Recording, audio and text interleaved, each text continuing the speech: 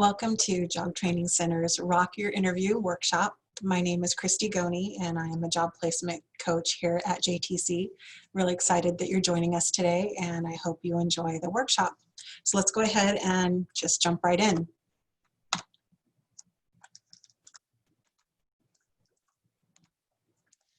So you may or not be familiar with it, but there is a saying about making a great first impression, and that is you only get one chance to do so. And it's really especially important during an interview. You know, it's not that big of a deal if you make a bad first impression at school or at a friend's house. It's not great, but it's still something that you can probably recover from because you have a chance to go back again, hopefully, and fix it and make a better impression. But with an interview, it's really that first shot is all you get, because if you do it wrong and you don't make a good first impression, you won't be invited back for a second interview, and you probably also won't have a shot at the job. So we're going to go over some steps to make a great first impression. First thing in an interview is you just want to dress appropriately. Doesn't mean you have to go out and spend a lot of money, but it does mean that you have to be dressed for an interview. So you're not going to be wearing flip-flops or sandals, no t-shirts with inappropriate logos or actually any pictures or writing of any kind. You want to have a collared shirt on at the least, maybe some khaki pants. Your shoes should be in good condition. And you know, you want to dress up so that you're making a good first impression. And we'll go over more of that in the next slide. You also want to make sure that you're showered, that you just have good hygiene. You put on deodorant, you've brushed your teeth, you've styled your hair so that it looks good. You want to make sure, men and women, that your nails are clean and an appropriate length. And it's okay, ladies, if you want to paint your nails, but if you choose to do that, you need to make sure that they are freshly painted and not have the polish chipping off. And guys, you just really want to make sure that they're clean. Maybe take a scrub brush to them or something if you've been working outside or working on a car, and that also they're an appropriate length. So you don't want to go in with nails longer than the ladies at the table. It's not going to make a good impression. You make sure to smile, have good eye contact. You want them to feel like you're happy to be there. Even though you're probably going to be really nervous, that's okay. You still want to make that effort to act like you're really excited for this opportunity. Tattoos and piercings should align with the company's culture and standards. So if you know for a fact that they're okay with tattoos and piercings, then maybe you can go that route and not worry too much. But if you are not positive, or you don't see anybody working there with those things showing, then you need to take that in mind when you go to your interview, because you don't, again, want to make that bad first impression. You want them to get to know you first and all the great things about you before they make any snap judgments or decisions. A good posture is super important. So you don't have to sit like you have a rod in your back, but you do want to be upright. You don't want to cross your arms over your chest or hunch in your chair.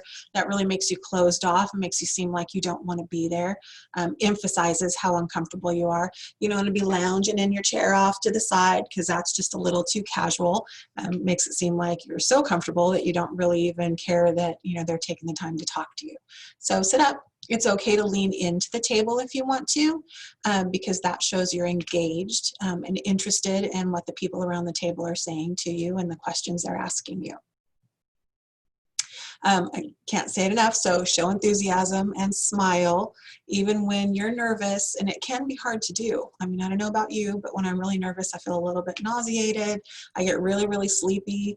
Everybody has different reactions to that, but you do want to make the effort to seem like you appreciate the opportunity to come in and talk to them. You also want to consider that you need to arrive 10 to 15 minutes before the start of your interview, or you're actually late for your interview.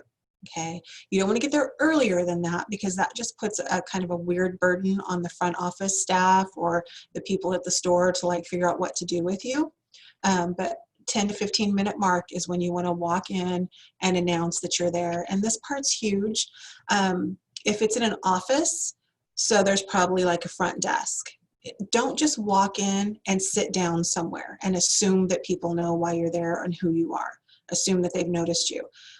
They may not, and they may not come over and ask what you're doing there, and you could miss your interview. So whether it's at a Walmart or CVS or Starbucks, or you're going in to try to be a receptionist someplace, walk in and announce yourself to someone. Let them know, hi, my name is such and such. I'm here for a 2 o'clock interview. I'm not sure where to go. And they will tell you your next steps, okay? But don't ever just walk in and sit or stand somewhere without announcing yourself. You could get skipped over. And I know that's tempting to do because it's kind of nerve-wracking and uncomfortable, but you want to make that effort. Hugely important, turn off your cell phone. I mean, ideally, if it's up to me, you wouldn't take your cell phone in with you. If you drove yourself to the interview, leave your phone in the car. You don't need it with you. If that phone goes off in your interview, or you take a phone call, or you start sending a text message, you are not getting that job. It's just the biggest absolute no-no there is. So if you can leave it in the car, please do that. If you can't, that phone needs to be turned off, not just on silent, not on vibrate, and it needs to be put away, not in your hand at any point. Put it in your pocket if you have to. If you have a purse or a backpack, put it in there. That way you're not tempted to sit in the lobby and play with your phone. Absolutely do not sit in the lobby and take selfies or post on social media or do any of those things. Don't make a phone call. Don't disrupt other people. Put that phone away. Please, please, please don't forget that. It's hugely important. And then I know this could be difficult if you had to catch a ride to the interview, but don't take anybody else into the interview with you, not even into the lobby. So, you know, if a family member took you over or a friend gave you a ride, if they're going to stay while you interview, then they need to wait in their car. Okay, you don't go in with anybody. If you can, ideally, they could just drop you off, but I know that doesn't always happen. So just make sure that, you know, they don't come in with you. If it's like Walmart and, you know, your mom took you, you can't prevent her from going into the store, but maybe don't go in together at the same time, like your mom's taking you to your interview. Let her go do her shopping and you go do your own thing and you announce who you are to somebody and get directed to the right place. And then, you know, you need to be prepared. Please don't ever say, oh, I'm just going to wing it. I can't tell you how many times I've heard that, and it's never a good idea.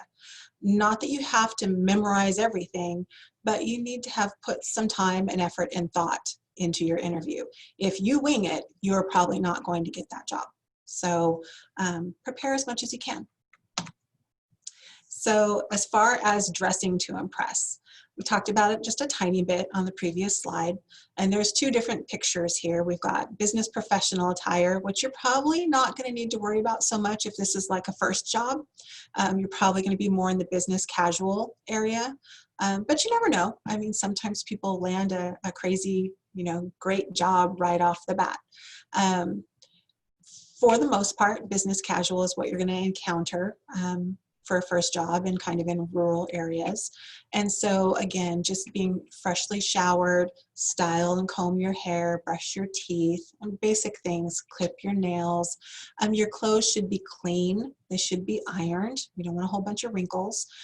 They need to be in good condition. Again, you don't have to go out and spend a whole bunch of money. Thrift stores are great. Catch things on sale if you need to.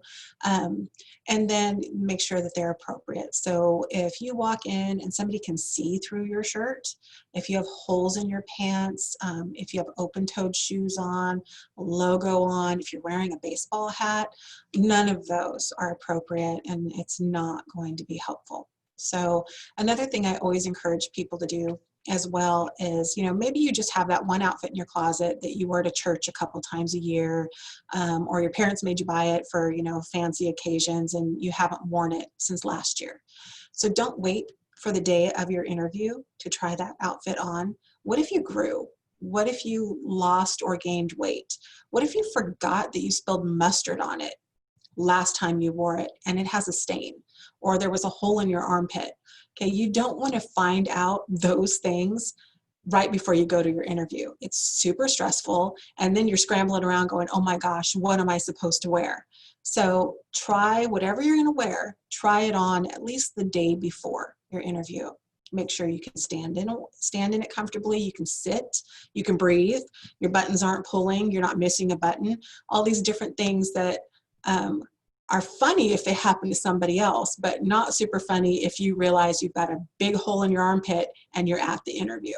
Okay, so just so you can be more confident in your clothes, check it out, try it on, all that kind of stuff before the day of. It'll make a huge difference for you. Appropriate clothing. We've talked about that a couple times. What is that? So mostly it's one step up from how you think you would dress on the job. And some of this is going to depend on what type of job. If you're going into a retail environment, men and women, you're probably perfectly fine to show up for an interview in good condition closed-toed shoes, some khaki or dress pants, a polo shirt with a collar, or a button-up shirt or blouse. Those are all strong choices. Guys are actually encouraged to wear a belt, and you match your belt to your shoes. Women, you know, your shoes should be closed-toed, so you don't want to be showing up in your favorite summer shoes or sandals. Never ever flip-flops. It's just not appropriate for an interview. So those are the things to keep in mind. If you wear jewelry, which is great, you want to keep it kind of conservative, so nothing like outrageous or wild, nothing that's going to just draw their attention and draw their attention away from you and what you offer. Okay, guys, don't forget that you're wearing a hat. Just don't put the hat on. It's going to mess up your hair anyway. Because I have known people that's what cost them the job, was the fact that they forgot that they were wearing a hat. And it's easy to forget if you wear one all the time, and you don't even feel it on your head. Same thing like with your sunglasses. You want to put them away, not just have them perched on your head during the interview. And you want to avoid things like jeans, t-shirts, flip-flops, hoodies, shorts, tank tops. Again, anything that you can see through, not great in an interview. So I mean, it's pretty straightforward. It's not super complicated. And those little things can go a long way to making a really good first impression. So you've made it through the door, you haven't tripped and fallen, you haven't spilled anything, your clothes are in great shape, you've remembered to smile at everybody, so you're doing good. With COVID happening right now, it's kind of hit or miss as far as shaking hands. Most people are probably not going to offer to shake hands, and in an interview situation, you always wait for them to offer first. So just kind of wait and see, you know, if the interviewer offers to shake your hand and you're okay with that. You can. If you choose to, make sure that you've practiced and you have a good firm handshake.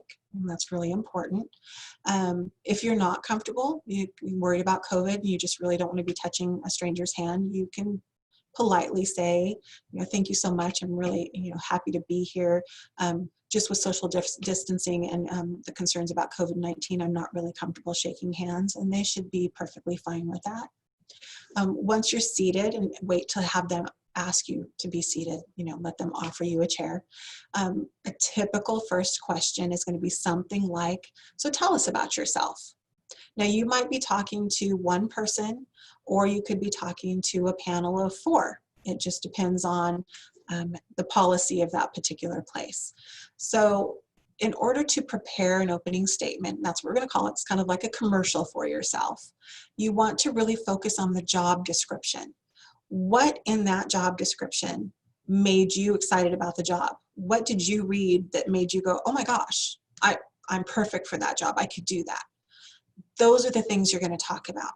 You need to talk about things that are relevant to the job and experiences that you have. And now it's fine if you've never had a job before. Maybe you've volunteered, I don't know, like at the animal shelter or for a summer camp at your church. Could be anything. Maybe you worked at school for a little bit in like the ROP program.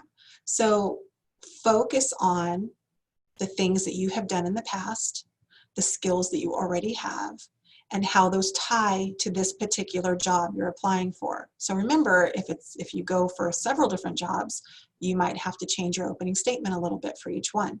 It's not just a one-size-fits-all sort of deal.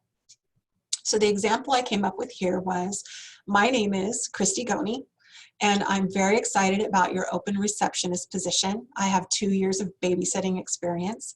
I also worked in the office at my school where I gained great customer service skills and learned to answer the phones professionally.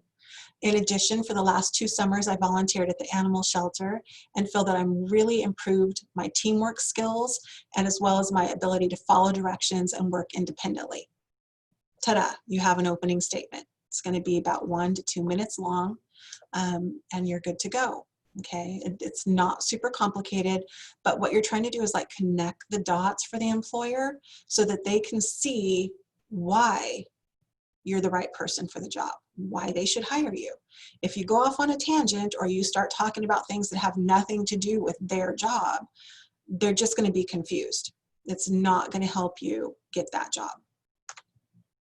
So one of the things I want to really enforce is that you do not, absolutely do not ramble and start talking about your personal life when you're doing your opening statement. So just stop right there. Don't do it. Say your opening statement and then just wait. Let them respond, let them ask the next question. Sometimes there'll be a little bit of silence.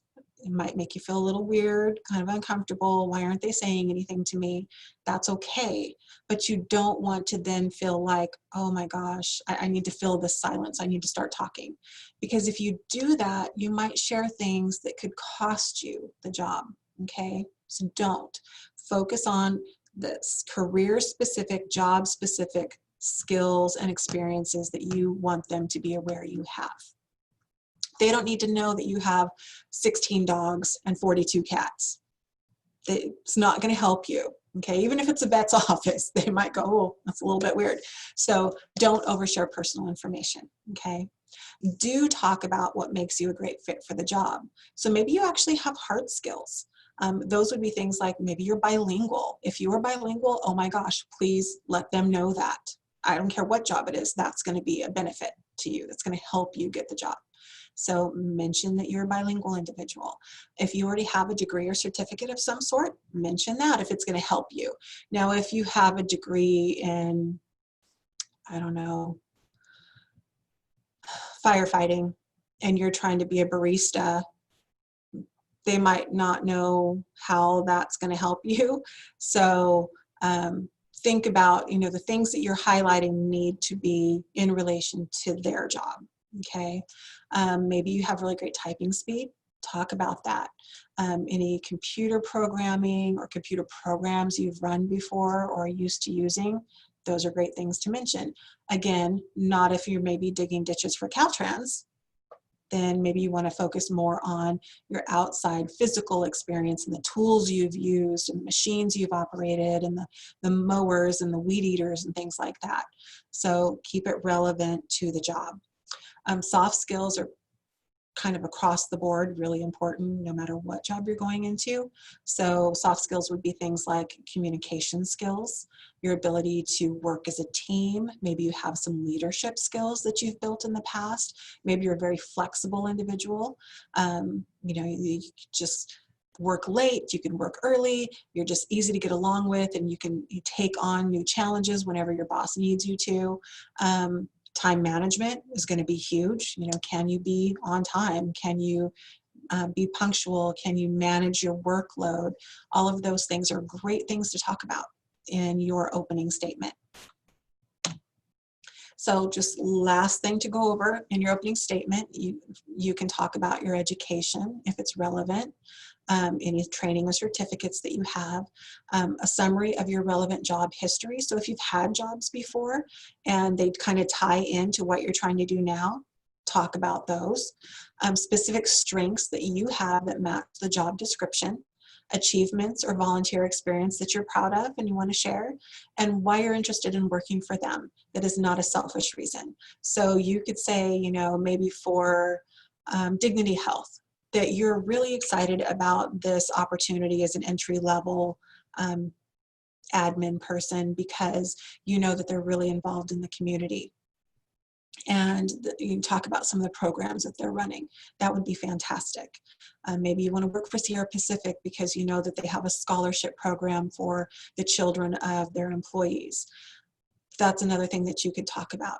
What you're not going to want to say is, I really want this job because I know you give 15 paid holidays a year and you have like this great 401k program. That's not going to be helpful, because that's talking about what you want from them rather than what you can give them, what they're going to get from you. So make sure that you do a little research, and then you're talking about things that benefit the company rather than that benefit you. It's going to make a huge difference. Another typical question that you will get is, what is your greatest strength? Okay, this just needs to tie into the job. So again, if I am an amazing ditch digger and I have like this crazy stamina and I can work in the heat, that's not what I'm going to talk about if I'm trying to get a job in an office somewhere, or as a barista, or at the movie theater, because they don't really have anything to do with each other. So focus your strength on the job you're applying for. So something to think about, your strength could change from job to job depending on what you're trying to do. And your strength needs to be the truth. You don't want to lie and then get into a job and not actually be able to do it. Okay, so don't go that route. But look at the job flyer and really read it and figure out what they're looking for. What on there jumps out at you and says, oh, that's me, I could totally do that. That's your strength. That's what you talk about. So a couple examples is, I feel my ability to work with people is my greatest strength. I enjoy being around people of all ages, and I'm good at asking questions to figure out the best way to help them. That's great. Any job that's going to require customer service, you're just perfect for that. Another example is, I feel my greatest strength is my ability to tackle new challenges. I like learning new things, and that's one of the reasons I'm really interested in this job. So if you're going for something that's outside of your experience, that you've never done before, but you're really interested in it, and maybe you think, you want a career in that someday, then you can go with something like that. Maybe you're good at tackling new things. You're not afraid to take on a job that you've never done before. That's actually a strength. A lot of people would rather never try something new. And so you'd be able to go ahead and answer it that way. They're probably not going to come at you back to back like this, but in an interview, a lot of times they'll also ask what your weakness is. So the trick here is, you want to hopefully be able to flip your weakness into a positive. So you're taking something that you previously weren't very good at, or you had some trouble with, or you're self-aware and you know that you could do better at this particular skill. And you want to let them know that you know what your weakness is and what you have done already to overcome it or are actively trying to do. So the key here is that your weakness should not be something that you can't flip into a positive, and it also shouldn't be something that's a main requirement of their job. So if their job requires that you have to, be on time every day, but your schedule changes every single day and you're not going to know until that morning. So that's going to require a lot of flexibility. You're going to have your own car, that sort of thing. So you would not then want to say, well, I guess my weakness is that I'm always late to everything because I have to rely on my best friend to get me there. And so it's really hard for me to do that. Okay, that's not going to get you the job because the job description already said what it required of you. Okay, so when you talk about your weakness, especially if you've never had a job before, one of the easiest and kind of honest things to say would be, I think my weakness is a lack of work experience. However, that also means that I'm a blank slate and I'm ready to learn how you like things to be done, and I'm really excited to have my first job. It's perfect. It's honest, it's easy, and most employers are going to understand that. You could also say something like, I used to struggle with being on time until I started setting all my clocks early. Now I'm always early. I actually did have somebody that I worked with, it was a young person, who lost their first job because they were always late. And it honestly, wasn't their fault, although to an employer, it's on you. It's your responsibility. But this person did not have a vehicle, and they did have to rely on friends and family to get them to work. And I think we all know sometimes it's not as urgent to someone else that you get there on time. And so he was late often enough that they let him go. But the way he addressed this later was he was super excited because he had been able to save up and get his own car. And at that point, he already knew the importance of being at work on time. He did not ever want to lose another job that way.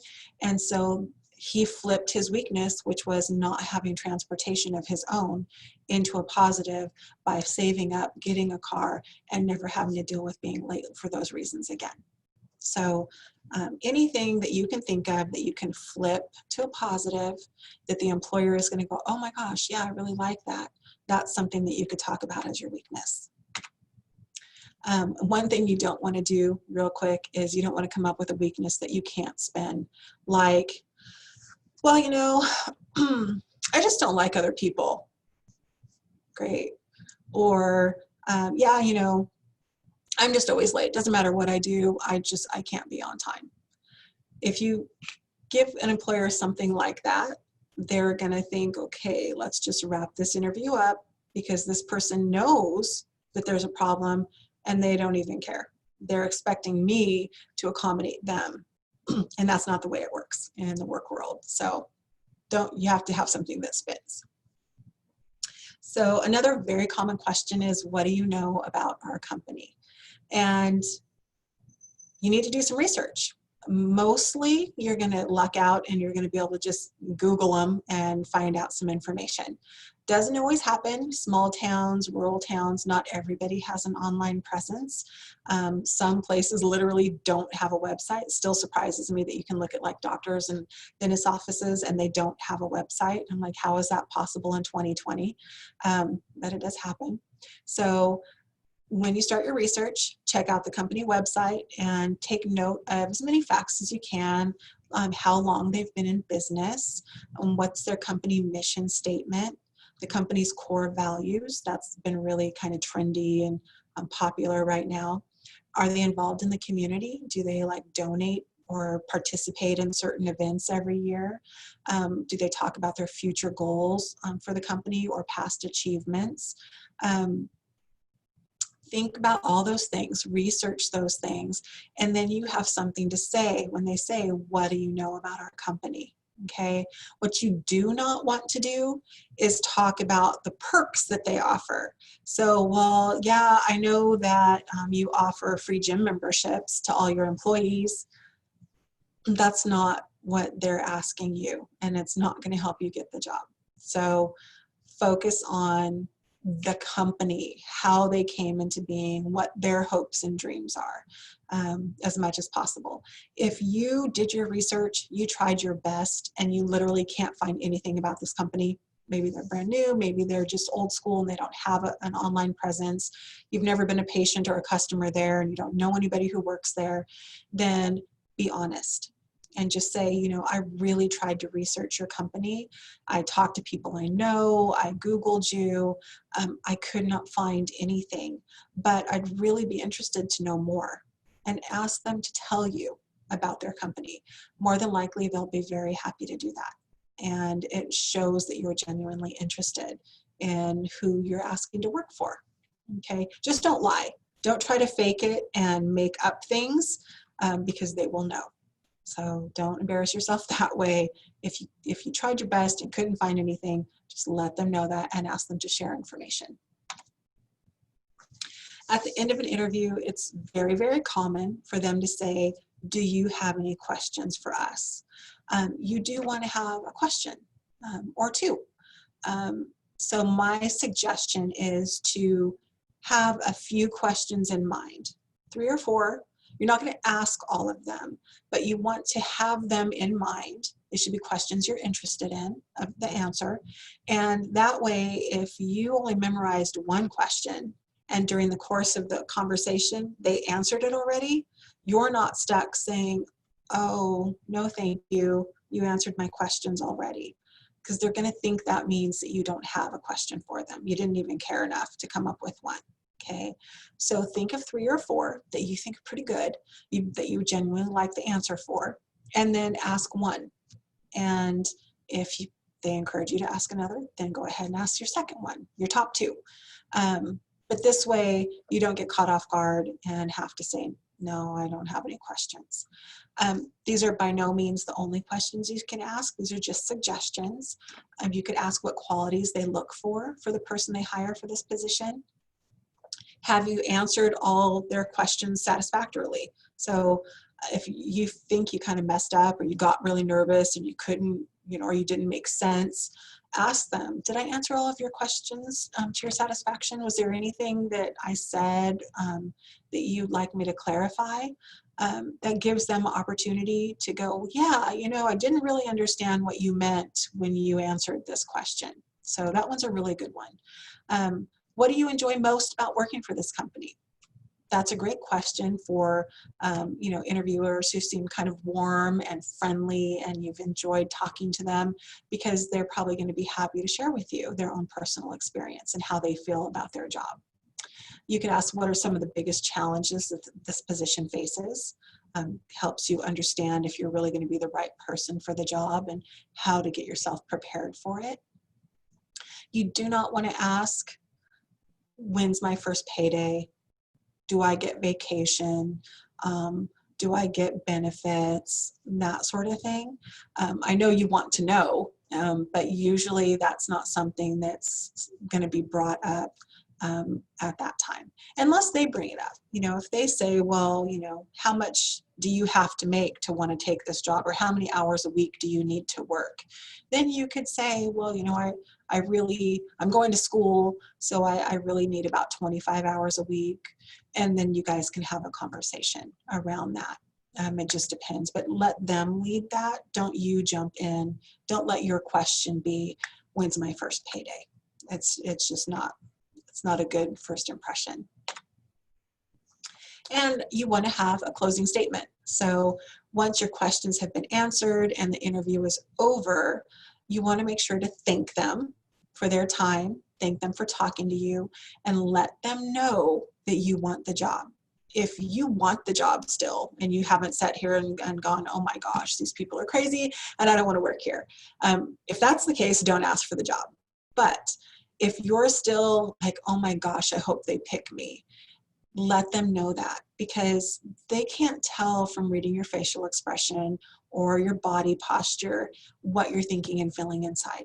Okay, so thank you so much for having me here today. This has been a wonderful experience. I really appreciate everybody's time, and I'm so excited about this job. I really think that I would do a great job for you, and I'm excited about the opportunity, and I can't wait to hear back from you for the next steps. Something like that. You phrase it the way you want to phrase it, but just don't leave not letting them know that you are really excited about the opportunity. Okay, it's going to make a huge difference, because if you ask for the job and the next person doesn't, and you guys are pretty much the same in every other way, who do you think is going to get the job? The person who asked for it. So don't forget that step. And then practice makes perfect. Just like anything else in life, you want to practice. When I say practice, practice these questions out loud. Practice your answers. You can do it to somebody you trust. Ask your best friend to quiz you. Ask your parents to quiz you. I don't know, quiz yourself and say your answers to your pet, your horse, your cat, your dog, your fish. It doesn't matter. Talk in your car, talk in the shower, whatever, wherever. But you don't want to just run through these answers in your head, because our internal monologue a lot of the times does not sound the same as our speaking voice. Maybe it runs faster or slower. And if you haven't practiced out loud, when it gets to the time to actually do the interview and answer the questions, you might just throw yourself off your game, because when you start answering, you're going to be like, oh, that didn't sound the way I thought it would. Or, oh my gosh, my opening statement only took 20 seconds because I was talking so fast. So practice it until you're just super comfortable with it. You know, I don't care, like I said, where you practice it, just make sure that you do. And then remember that everybody gets nervous. It's not a crime. It's not anything horrible. Everybody in that interview panel is going to expect you to feel some nerves. If you don't, that's awesome. I'm, you know, proud of you. But most people do. And a lot of times even the interviewers are feeling some nerves because, you know, it's just a weird situation. It's kind of a, you know, awkward conversation when you're reading questions off a paper to a stranger or a number of strangers. So cut yourself a little break and remember that they're probably feeling a little uncomfortable and nervous too. And just go into it with the best positive thinking attitude that you can. It'll make the whole process a lot more fun. And then lastly, things to avoid. These are mistakes that can just kill your interview right from the get-go. So read the list, get familiar with the list, and don't do these things. You don't want to go into your interview chewing gum. So awesome if you popped gum in your mouth because you vaped right before your interview and you want to have fresh breath, but make sure you also spit it out. Swallow it if you have to. I don't know, get rid of the gum before you go into your interview. You also don't want to go into your interview like we talked about, wearing a hat. That's a big no-no. It doesn't matter what kind of hat it is, it's just not appropriate for an interview environment. Forgetting to turn off your phone can be a really costly mistake. So again, turn it off. Make sure, if nothing else, I don't know, maybe you're afraid if you turn off your phone, it won't turn back on because it's on its last legs. So, you know, leave it in your car if you can, but you don't want that phone going off. You don't want to be texting, receiving a text, oh my gosh, or even having your phone buzz while you're in the interview. Absolutely do not take selfies anywhere on the premises while you're there for your interview. To go in the bathroom, take a selfie and post it on Facebook or Instagram or anywhere else going, hey, at an interview, they will see it and you won't get the job. So absolutely don't do it. Be aware that they probably will check out your social media. It's not illegal and they want to know who you are. So if you have things on your social media that are a little sketchy and you don't want strangers to see, or you're worried about the impression that those things would make, you want to maybe clean that up a little bit. And again, you know, not be posting while you're at your interview. Let's see, you obviously don't want to be late or just not show up. Not showing up is definitely going to be a deal killer. And while you might in the moment be thinking, I don't care, I don't really want that job anyway, no big deal.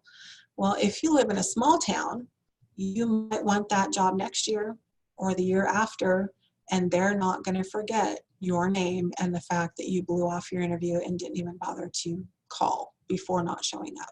So don't do that. If something better comes along, you have a better opportunity, you got sick, whatever, you need to let them know as soon as possible that you're not going to be able to make it, but you're very grateful that they thought of you. Maybe try to reschedule if you want to, but if you're just not interested, you have to let them know. Always, always, always let them know. Don't use any kind of cussing or slang in an interview, even if like you're telling a story about this time that this disgruntled customer was yelling at you and they said all these bad words. Don't say those bad words in your interview. They get the picture. You had a grumpy customer who was really mad about their order. That's enough. We all have an imagination. We can figure out what that scenario probably looked like, okay? Dressing inappropriately, again, that's going to be, you know, a deal killer for your interview, so don't do that.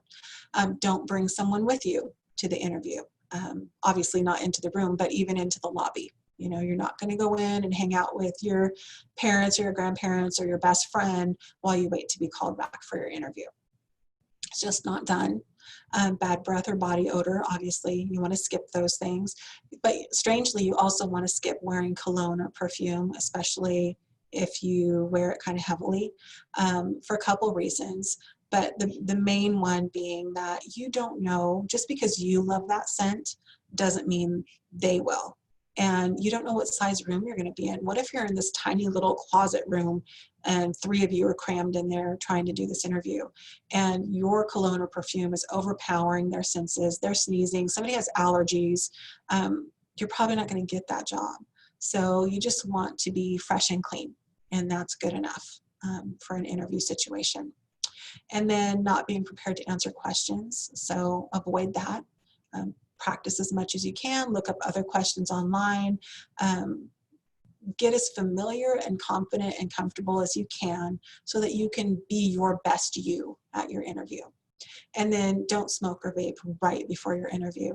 I mean, while that cloud of vanilla vape smoke might smell amazing to most people, you don't want to go walking into your interview smelling like a huge cookie, okay, or a gummy bear, or a blackberry bush, or anything like that.